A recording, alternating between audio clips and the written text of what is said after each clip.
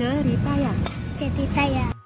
Halo Mama, halo Papa, selamat datang di channel kami Cerita Ya. Cerita tentang ayah dan seputar spektrum autismenya. Ini adalah family vlog yang akan bercerita tentang perkembangan anak kami bernama Ayah yang tumbuh dengan autism spectrum disordernya.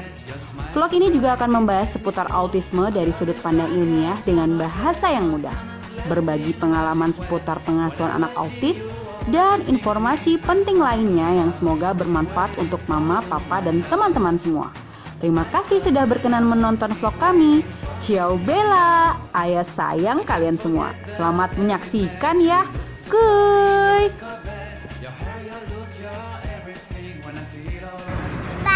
Barunya selalu ketika dikelengin kakepan.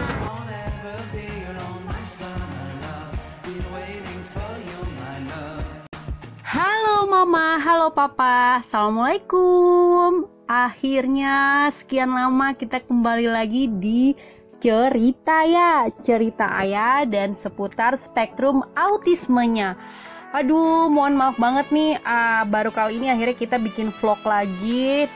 Udah ada yang komen di YouTube, DM juga nanya dari berbulan-bulan yang lalu, kapan nih ada vlog baru lagi dari Cerita Ya. Nah, alhamdulillah pada kesempatan kali ini punya rezeki waktu luang, punya semangat yang lebih, jadi kita bisa bikin konten lagi dan berharapnya sih bisa produktif nih ke depannya.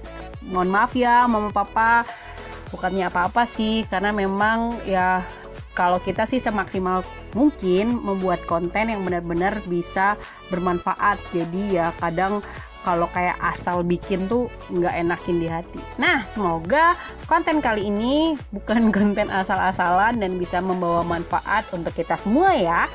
Nah, di vlog ke-47 yang kita beri judul Adik untuk Kakak dengan ASD.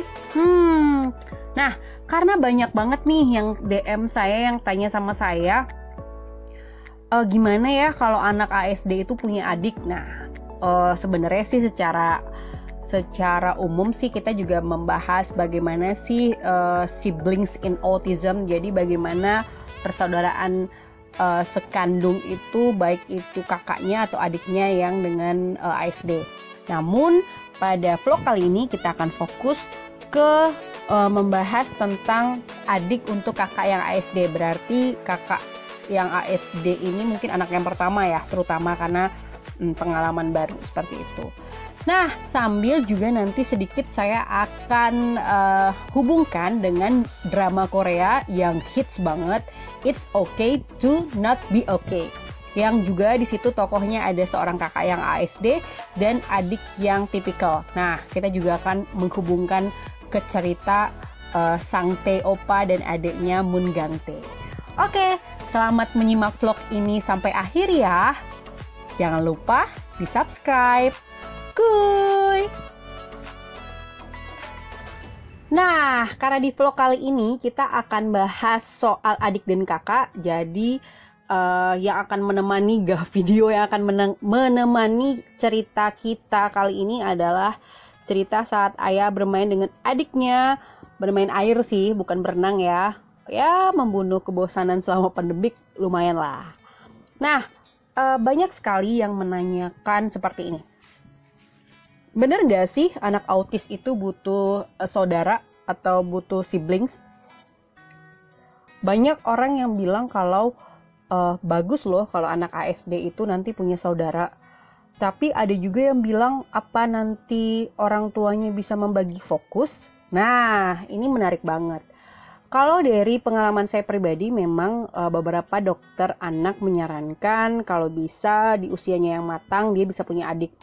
Karena harapannya dia bisa punya teman untuk berkomunikasi seperti itu. Jadi tidak hanya dengan orang tuanya aja. Nah, juga waktu itu awal-awal kita asesmen dokter juga nanya di rumah ada siapa aja gitu. Ternyata orang selain orang tua itu juga bisa mempengaruhi tumbuh kembang anak gitu. Jadi dia bisa belajar sosial di luar ibu bapaknya gitu. Jadi mengasah kemampuan dia untuk membangun sebuah hubungan. Nah, sekarang kan anak ASD nih, kalau kita ambil sampel adalah anak ASD anak pertama, otomatis kan dia punya relation atau punya hubungan dengan bapak dan ibunya saja. Nah, dengan kehadiran adik, nah dia akan terchallenge atau tertantang untuk bisa nggak sih dia membangun hubungan dengan adiknya gitu. Nanti kalau misalnya ada paman, ada nenek, ada kakek yang tinggal satu rumah, nggak cuma liburan, dia akan tertantang lagi untuk membangun hubungan itu. Semakin cakap anak ASD mampu membangun hubungan dengan orang-orang terdekatnya, maka itu akan merangsang dia untuk bisa memiliki kemampuan sosial yang baik, dan itu adalah hal yang positif.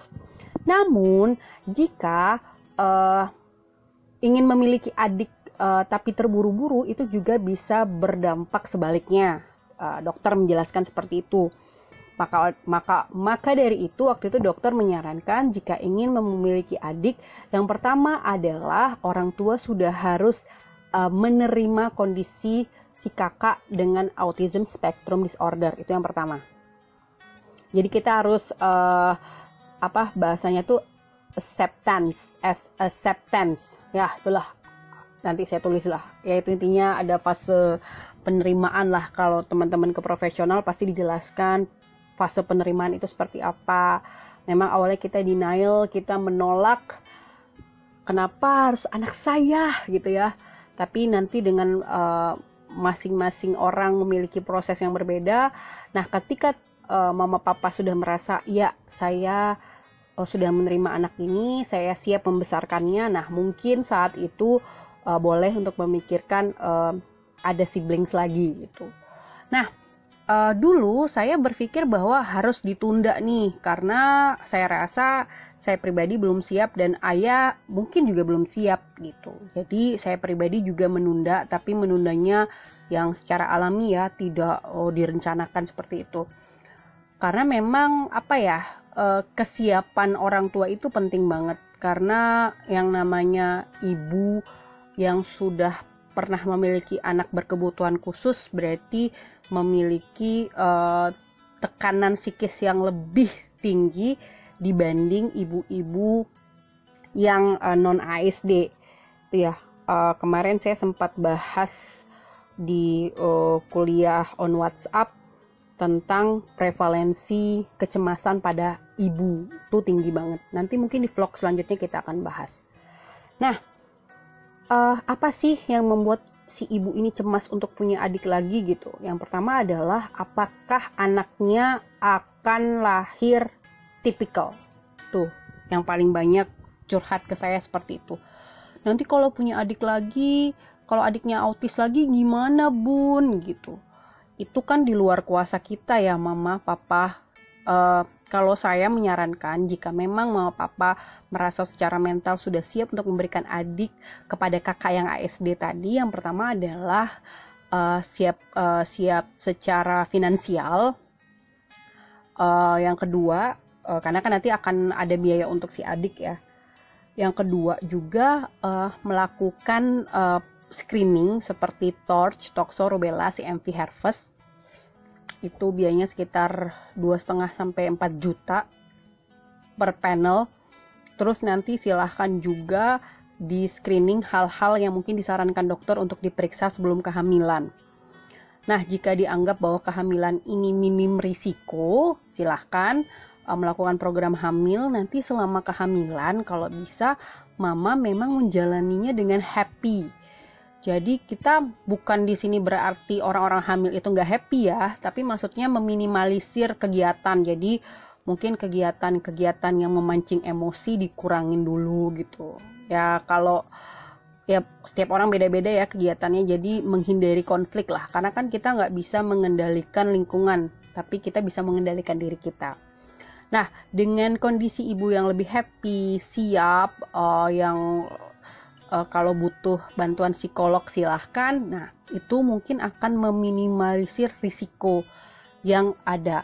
Cuman kalau mama papa mau programnya di pandemi, aduh, saya bukannya melarang ya, tapi lebih ya silahkan kalau bisa risiko itu dikurangi gitu. Jadi ketika misalnya udah saya mau program hamil sekarang gitu, habis nonton vlog ini gitu ya, main ngasih adik nih, tapi dipikirkan juga karena pandemik ini kan ibu hamil itu termasuk salah satu subpopulasi yang beresiko. Jadi pastikan mama tidak berkegiatan terlalu banyak keluar rumah gitu. Tapi kalau mamanya masih banyak berkegiatan,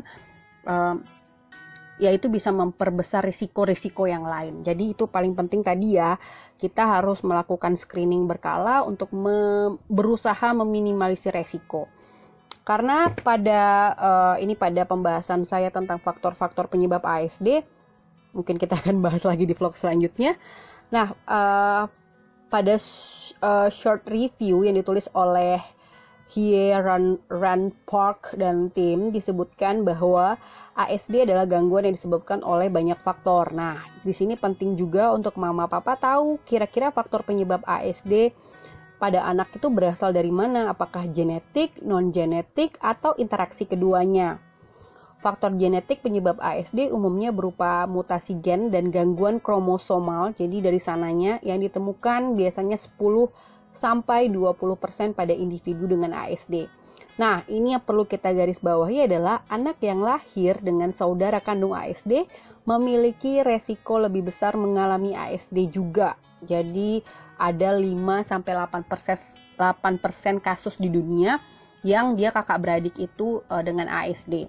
Jadi kita memang harus tahu nih faktor penyebabnya kira-kira apa. Nanti kapan-kapan kita akan bahas tentang apa sih faktor-faktor penyebab ASD.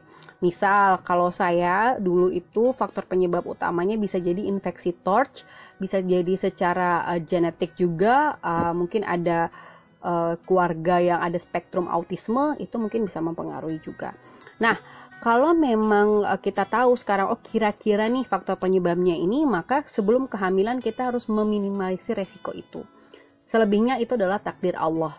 Jadi selain kita berusaha semaksimal mungkin, kita juga harus tawakal bahwa ya ada kemungkinan itu ya atas izin Allah, seperti itu. Nah, setelah yakin dan punya anak adalah yang paling penting. Dan ini akan saya hubungkan dengan drama Korea It's Okay to Not Be Okay, karena ini penting banget dan saya merasa tertampar banget saat nonton karena saya sebelum menonton itu adalah seperti ibunya Sang Tae dan Gang Tae, karena saya itu berharap kalau Nuna adiknya Aya yang gemes ini dia nanti ketika besar dia akan melindungi Ayah, dia akan menjaga Ayah. Itu harapan saya ya ketika dia lahir. Persis seperti yang ibu Moon Gang Tae lakukan. Tapi ternyata setelah saya nonton itu, saya merasa Moon Gang Tae ini adalah perspektif Hanuna ketika dia besar. Kalau saya bersikap sama seperti ibunya, kayaknya sedih gitu ya. Maksudnya kita kayak mengorbankan satu anak untuk anak yang lain, kayak nggak fair gitu. Makanya setelah nonton itu jujur saya langsung merubah haluan gitu ya. Saya minta maaf sama Nuna. Saya mengatakan bahwa suatu saat ketika kalian dewasa, kalian akan saling membutuhkan, bukan saling membebani. Sekali lagi, kalian akan saling membutuhkan, bukan saling membebani. Kenapa? Karena ada kalanya kakak itu dibutuhkan adik, adik itu dibutuhkan kakak. Itu yang akhirnya saya mengkoreksi benar-benar, karena kalau teman-teman sudah nonton drama Korea ini, ada satu scene yang membuat saya nangis sesegukan adalah saat ini di episode terakhir ya, 2 atau 3 episode terakhir, saat kakaknya yang autis, Moon Sang Tae, dia mentraktir adiknya makan di sebuah restoran. Saat itu dia potongin makanan adiknya, dia tambah, ketika melihat adiknya lahap, dia tambah dengan makanannya, dia bayarin makanannya dari tabungan dia, terus dia kasih uang saku ke adiknya. Dia mengatakan bahwa kamu harus hemat, tapi kalau nanti habis, kamu gak usah khawatir, saya kakakmu, saya akan nambahin buat kamu. Itu tuh kayak scene yang menurut saya tuh, ya Allah, ternyata anak dengan ASD itu secara alaminya dia memiliki sifat kekakaan ya. Maksudnya kadang orang-orang tuh berpikir orang-orang dengan ASD itu harus diawasi, orang-orang dengan ASD itu harus ditemenin. khawatir kalau dia hilang, khawatir kalau dia ini gitu. Maksudnya kita memiliki kecemasan berlebih sehingga secara tidak sadar kita menuntut orang-orang di sekitar individu dengan ASD ini untuk menjaga mereka. Padahal secara alaminya ternyata mereka juga ingin menjaga orang-orang di sekitarnya. Nah, di drakor ini juga ditunjukkan dengan scene ketika kakaknya ini menolong adiknya. Kakaknya ini bilang bahwa saya sudah menyelamatkanmu, saya kakakmu, saya sayang sama kamu. Terus juga ketika si Sang Tae ini jadi ilustrator, karyanya dihargai, dia seneng banget, dia merasa dibutuhkan. Ternyata itu yang ada di perasaan mereka gitu loh, yang mungkin tidak tidak tergambarkan secara verbal seperti individu tipikal lainnya. Dan ini benar-benar drakor yang menunjukkan menurut saya secara detail tentang bagaimana perasaan individu dengan autism spectrum disorder. Sehingga setelah nonton itu saya langsung bilang gini ke ayah, suatu saat kamu akan jagain Nuna, kamu akan sayang sama dia, kamu akan jadi kakak yang baik. Dan sekarang pun saya berusaha membuat satu ikatan di antara mereka berdua, bahwa mereka itu saling membutuhkan, mereka itu saling bantu-membantu, mereka itu saling mencintai gitu. Karena apa? Dalam dunia ini ya, selain hubungan dengan ayah dan ibu, hubungan yang menurut saya sakral adalah saudara kandung ya. Saudara yang satu ayah dan satu ibu, itu adalah sebuah anugerah yang harus memang hubungan itu menjadi hubungan yang membuat kita bahagia seperti itu. Karena memang banyak sekali hubungan antara saudara itu yang ada sekat, ada trauma-trauma tersendiri gitu. Nah, saya seperti berharap ya, maksudnya ayah dan Nuna akan menjadi dua orang sahabat yang akan saling membutuhkan, saling menyayangi gitu. Dan itu tidak dipaksa, tidak disetting, tapi distimulus sehingga nanti itu akan muncul dengan sendirinya. Harapan saya sih seperti itu. Nah, begitu juga mama papa yang mungkin memiliki pengalaman seperti saya, perasaan seperti saya. Memang film itu menampar saya bolak-balik, mengingatkan saya bahwa setiap anak itu punya hak yang sama. Janganlah membebani anak dengan satu tugas yang sebenarnya itu bukan tugas mereka. Tugas menjaga anak-anak adalah orang tua. Saya rasa agak tidak fair ketika kakak harus ditugasi menjaga adik, atau adik menjaga kakaknya yang spesial. Saya rasa semua harus saling menjaga. Kakak, adik dan kakak memiliki hak yang sama, memiliki keinginan yang sama, memiliki hak untuk berpendapat yang sama, memiliki hak untuk menyampaikan apa yang mereka rasakan itu sama. Tidak ada harus yang lebih mengayomi, tidak ada harus yang lebih tanggung jawab. Mungkin itu gaya parenting zaman dulu, generasi kita, tapi drakor ini mengajarkan saya untuk merubah perspektif itu. Walaupun si adiknya Gang Tae ini tumbuh dengan PTSD, bener nggak? Post Traumatic Syndrome Disorder. Nanti saya tulisin ya. Tapi pada akhirnya ketika dia bisa melihat, oh ini loh maksud ibu saya dulu, dia akhirnya memang bisa lebih baik gitu. Tapi kan harapan kita, anak kita jangan sampai trauma lah. Biar dari kecil dia bisa menjalani hubungan bersama saudaranya bisa lebih baik. Nah, itu tadi sedikit ulasan mungkin terkait pertanyaan banyak teman-teman, dan sebenarnya saya juga mencari literatur terkait sebenarnya penting banget gak sih anak ASD itu butuh siblings atau saudara. Ternyata saya nggak nemuin banyak bacaan terkait itu, tapi banyak penelitian terkait bagaimana sih pengalaman saudara-saudara yang maksudnya anak-anak yang punya saudara ASD seperti itu.